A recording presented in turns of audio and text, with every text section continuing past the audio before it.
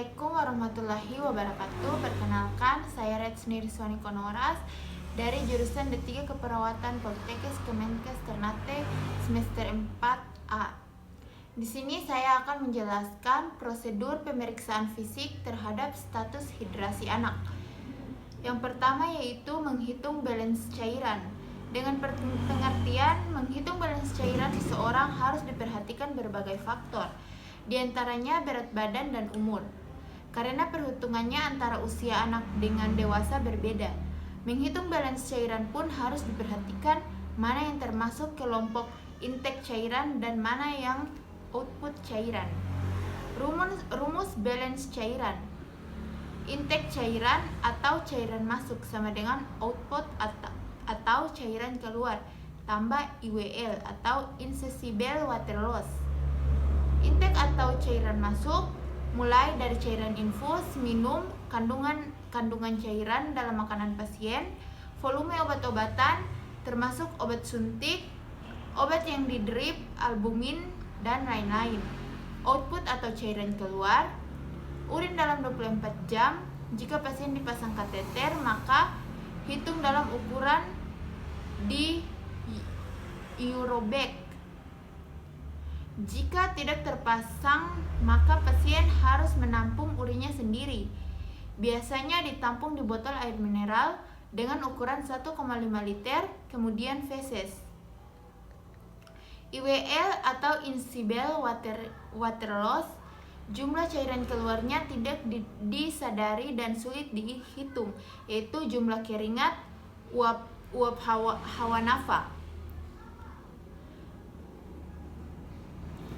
Prosedur kedua yaitu mengukur tingkat dehidrasi, overload, cairan atau edema. Pengertian hipovolume atau dehidrasi. Kekurangan cairan eksternal terjadi karena penurunan asupan cairan dan kelebihan pengeluaran cairan. Tubuh akan merespon kekurangan cairan dengan mengosongkan cairan vaskuler. Ada 3 macam kekurangan volume cairan eksternal, yaitu dehidrasi intonik, terjadi jika tubuh kehilangan sejumlah cairan dan elektrolit secara seimbang. 2. Dehidrasi hipertonik, terjadi jika tubuh kehilangan lebih banyak air daripada elektrolit. 3. Dehidrasi hipotonik, terjadi jika tubuh kehilangan lebih banyak elektrolit daripada air. Yang keempat yaitu macam-macam dehidrasi berdasarkan derajatnya. 1. Dehidrasi berat dengan ciri pengeluaran atau kehilangan cairan sebanyak 4-6 liter, serum natrium mencapai 159-166 MEq atau LT, hipotensi, tergolong kulit buruk, oliguturia, nadi dan pernafasan meningkat, kehilangan cairan mencapai 10% BB. Dehidrasi sedang, kehilangan cairan 2-4 LT atau antara 5-10% BB, serum natrium mencapai 152-158 MEq atau LT. C.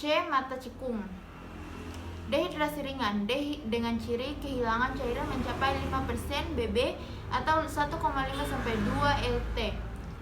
Hipervolume atau overhidrasi, terdapat 2 manifestasi yang ditimbulkan akibat kelebihan cairan, yaitu hipervolume atau peningkatan volume darah dan edema atau kelebihan cairan interstisial. Pitting edema merupakan edema yang berada pada daerah perifer atau akan terbentuk cekung setelah ditekan pada daerah yang bengkak. Hal ini disebabkan oleh perpindahan cairan ke jaringan melalui titik tekan. Lanjut, SOP pemeriksaan kekurangan mineral dan elektrolit. Pengertiannya yaitu elektrolit merupakan mineral dalam darah dan cairan lainnya dalam tubuh yang membawa muatan listrik bias berupa kalsium klorida, magnesium, fosfor, kalium, natrium. Tujuannya untuk kepentingan diagnosis dan evaluasi terhadap perjalanan penyakit dan perkembangan hasil pengobatan. Prosedurnya atau cara kerja menghidupkannya, yaitu pertama, tekan tombol power di kiri belakang alat. 2. Tekan icon start. 3. Tunggu sampai proses inisial selesai. 4. Tunggu proses kalibrasi sukses. Selanjutnya cara jalankan sampel. Yang pertama, book arak sampel. 2. Masukkan sampel minimal 200 joule. 3. Tekan tombol tes. 4. Tunggu sampai proses selesai. 5. Hasil akan keluar setelah 1 menit. Mungkin itu saja penjelasan dari saya mengenai prosedur pemeriksaan fisik terhadap status dehidrasi anak. Terima kasih, selamat menonton.